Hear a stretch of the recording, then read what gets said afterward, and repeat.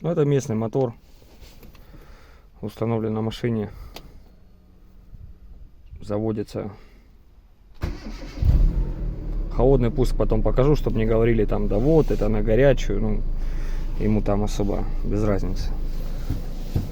На горячую, на холодную. В любое время заводится четко. Работает идеально.